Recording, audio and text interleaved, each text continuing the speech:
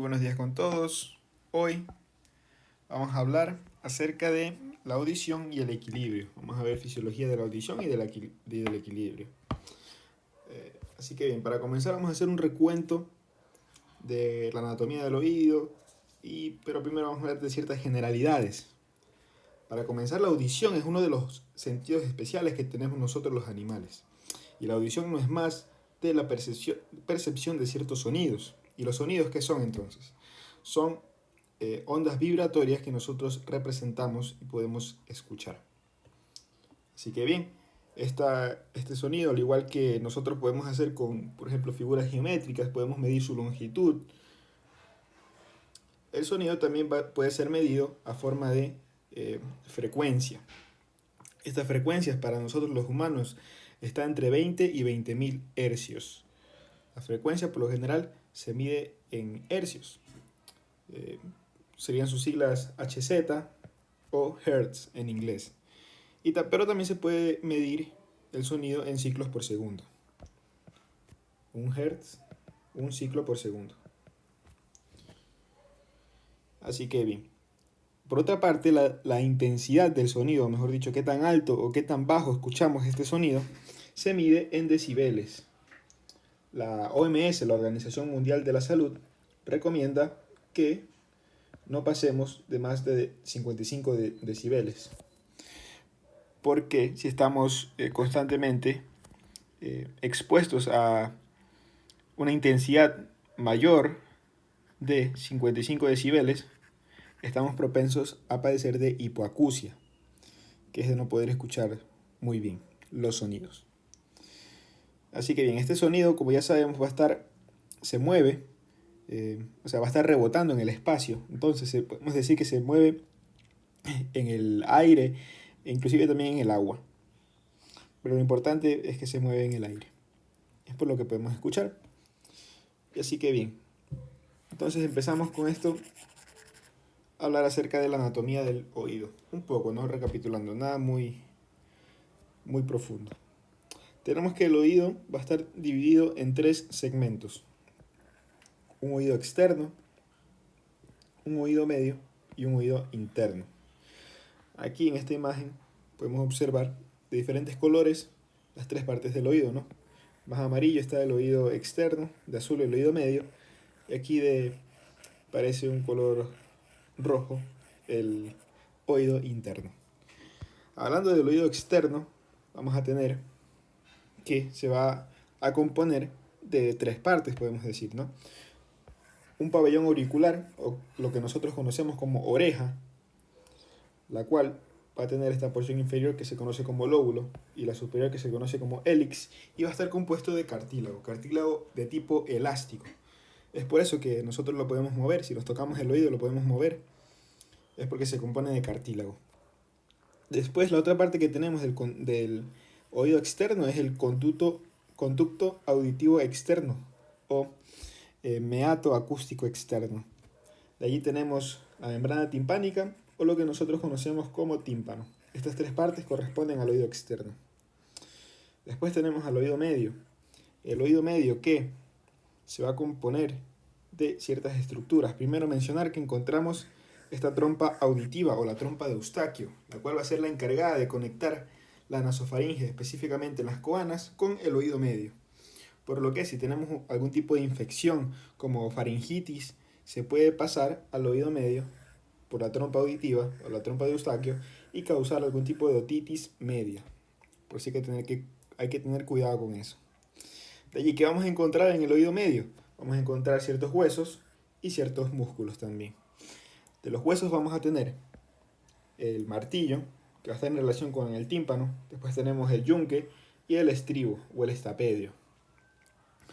Estos huesos van a estar relacionados con 2 músculos. Uno que va a ser el músculo tensor del tímpano, que va a estar unido, por así decirlo, al martillo. Y el otro músculo que vamos a tener, que es el músculo del estapedio o músculo del estribo. Estos 2 músculos van a estar inervados por el quinto y el séptimo nervio facial respectivamente. Vamos a tener que estos dos músculos van a ser de tipo estriados esqueléticos y van a tener la peculiaridad que no van a ser voluntarios, porque como sabemos, el músculo estriado esquelético es voluntario, pero estos dos músculos van a ser la excepción. Porque nosotros nos damos conscientes a cada momento de músculo tensor del tímpano, que tenemos que mover el músculo tensor del tímpano, el músculo del estapedio para poder escuchar. Así que bien, las otras dos partes que tenemos en el oído medio van a ser la ventana oval, que va a estar en relación con la base del estribo, esta ventana oval, o también conocida como ventana vestibular. Y después tenemos una ventana más abajo que se conoce como la ventana redonda o ventana coclear, que va a dar directamente a la cóclea, que vamos a ver después. De aquí también mencionar solo que existe la impedancia acústica, que la impedancia acústica no es nada más que, como el nombre lo dice, impedancia de impedir. Entonces, es la oposición, digamos que así, que tienen estos huesos. Bueno, no sé qué escribir, perdón. Ya, acústica. La oposición al movimiento que tienen estos huesos, porque estos huesos, como sabemos, van a estar unidos entre sí mediante las articulaciones de tipo sinovial, por lo que van a estar en constante movimiento. Y la impedancia acústica va a ser esta oposición al movimiento que hay, ¿no? Como conocemos por física, todos los objetos tienen una inercia. Esa inercia es la oposición al movimiento. Así que bien, tenemos que la membrana timpánica va a tener un área de 55 milímetros cuadrados y la base del estribo y la ventana oval van a tener un área de 3,2 milímetros. Entonces, si dividimos estos dos números, nos va a dar 17.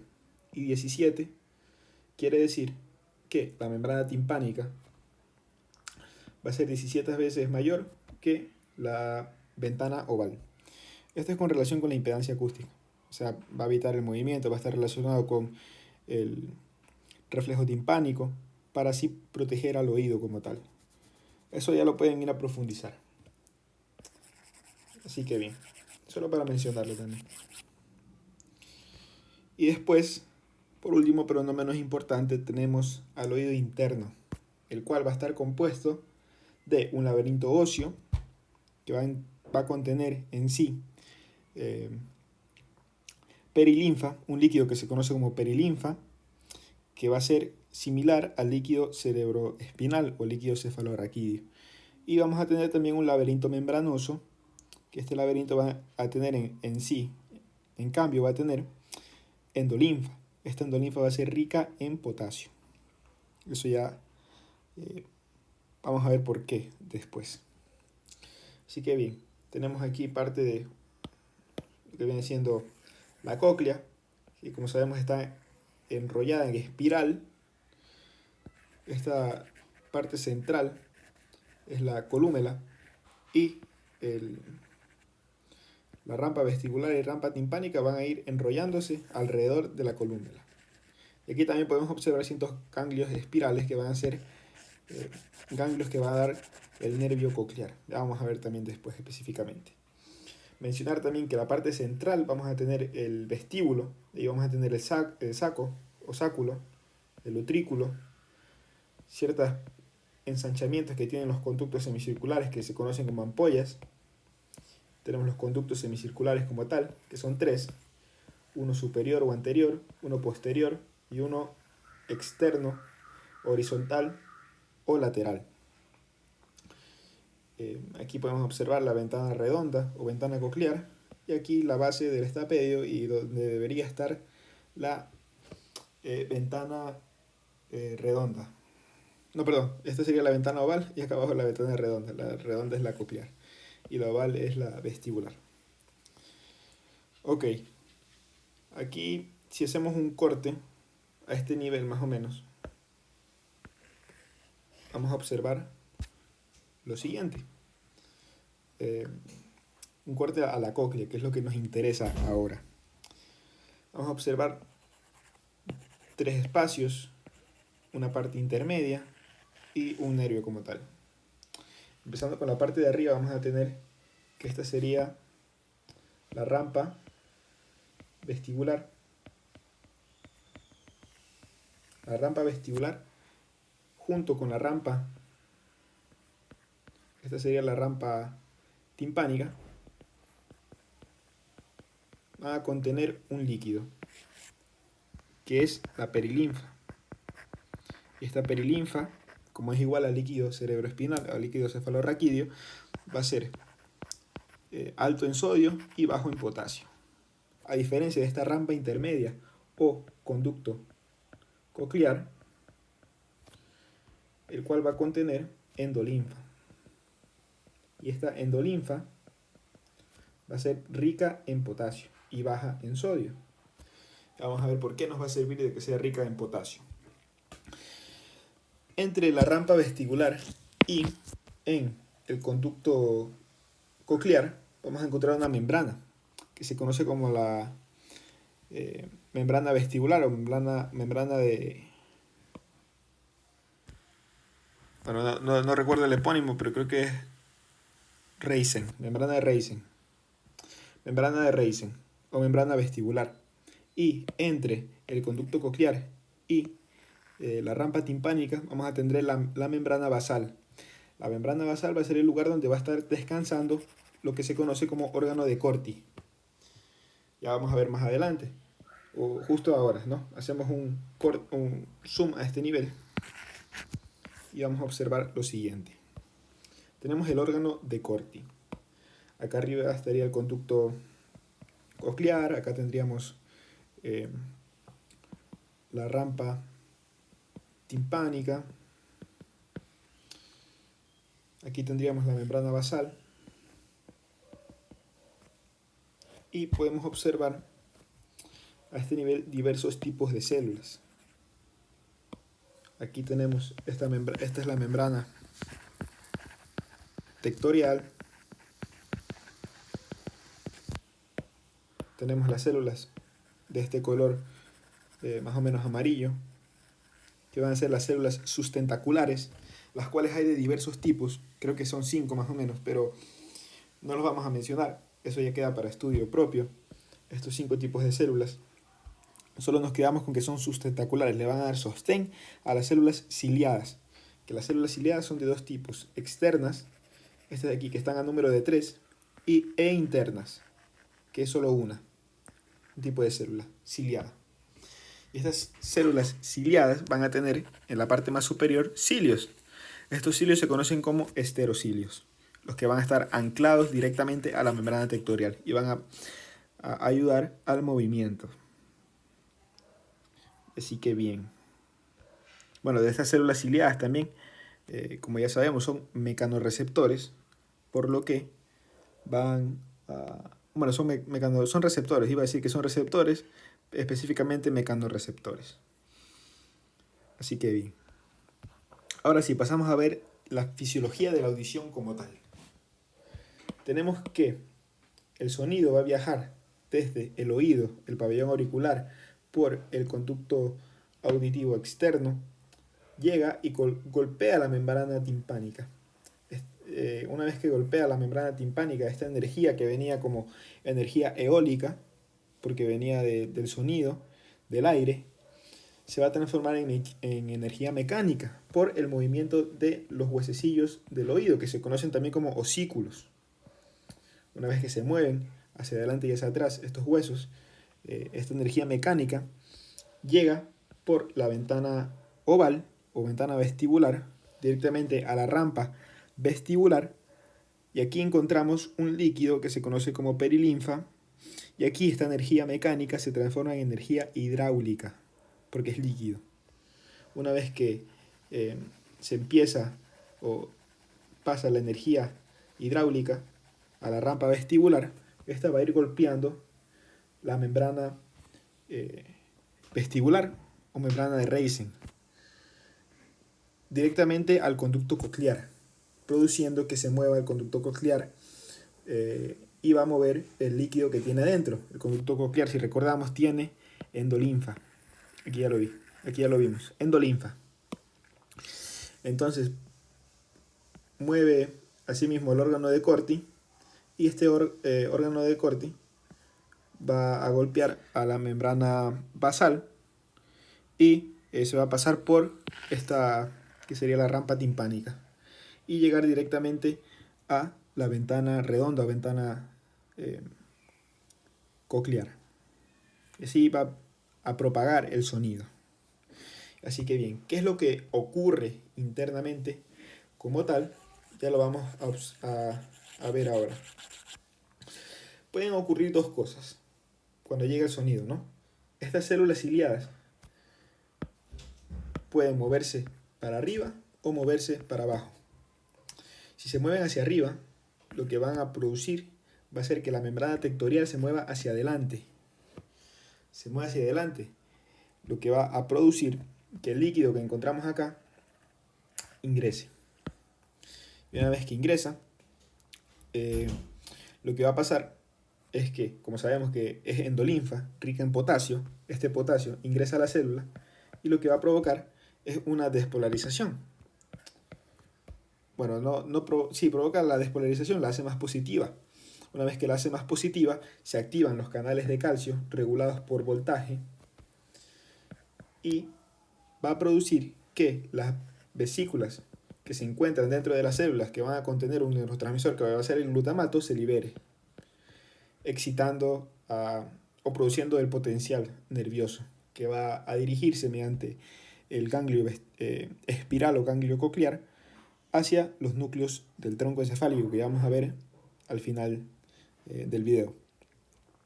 Y bueno, la otra parte o la otra cosa que podría ocurrir sería lo contrario, que estas células ciliadas se muevan hacia abajo, produciendo que la membrana tectorial se mueva como que hacia adentro, por así decirlo, en dirección contraria.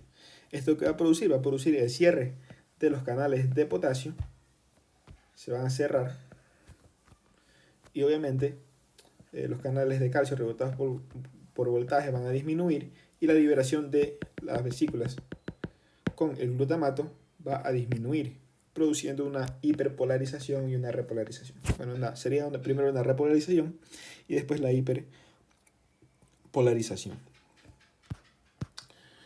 Así que bien, eso sería por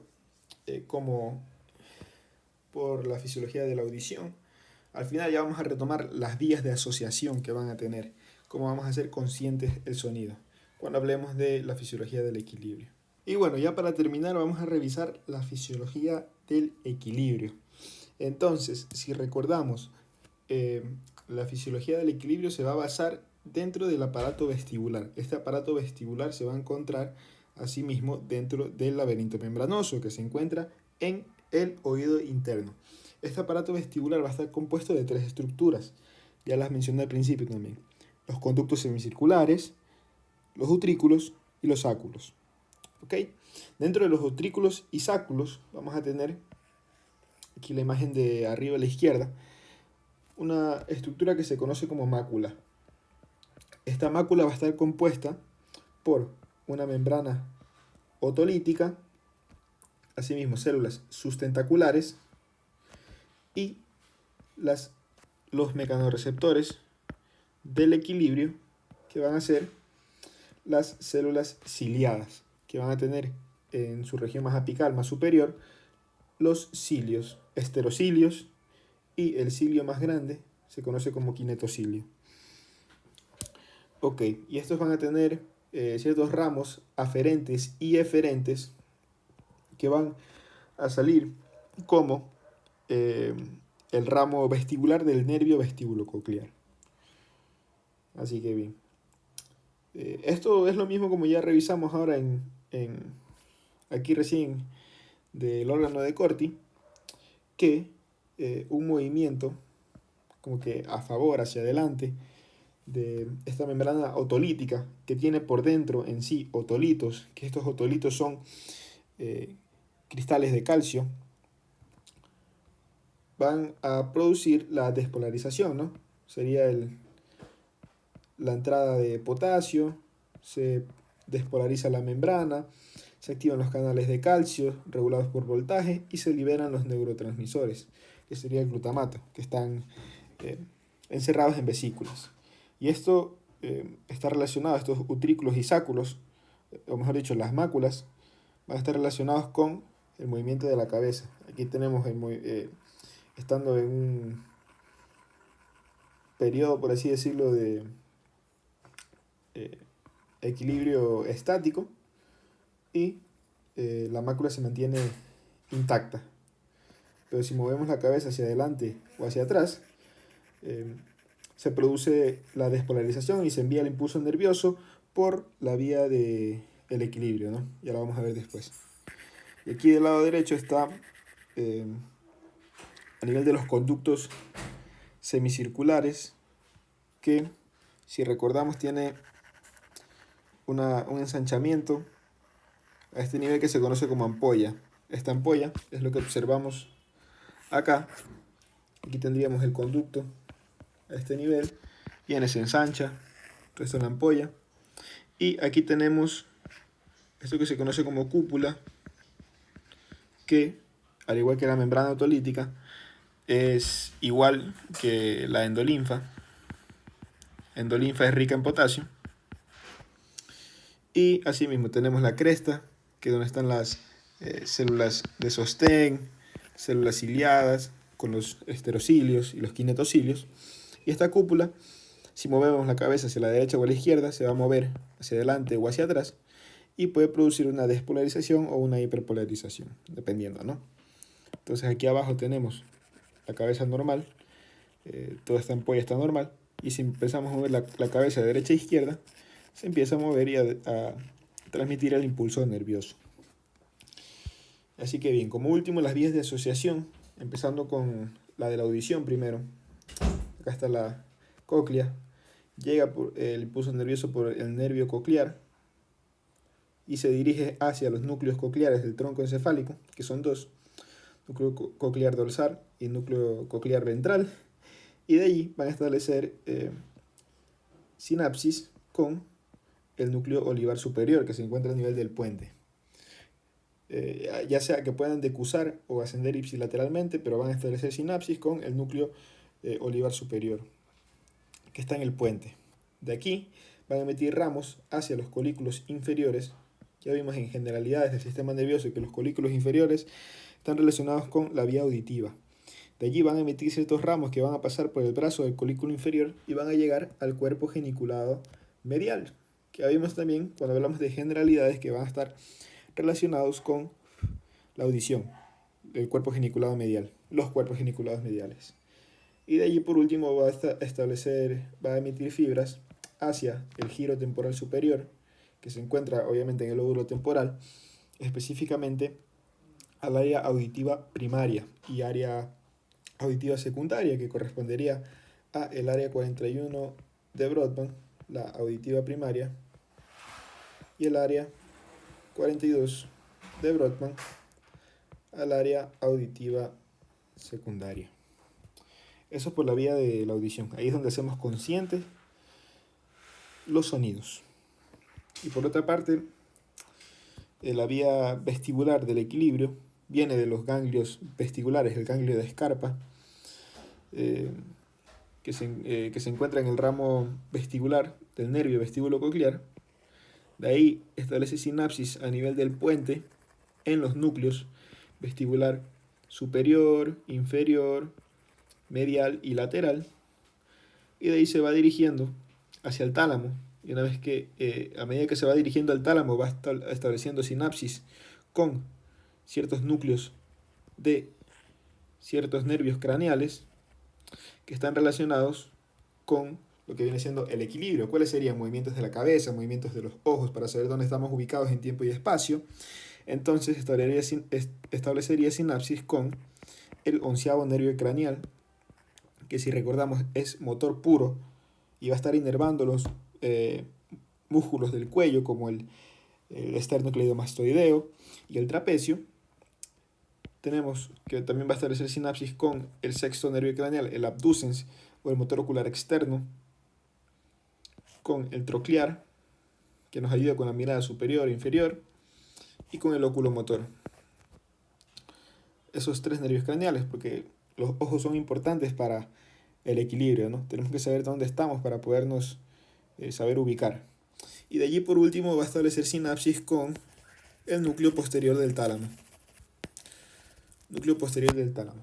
Y de allí va a emitir fibras que se van a dirigir hacia el lóbulo parietal hacia la corteza del lóbulo parietal.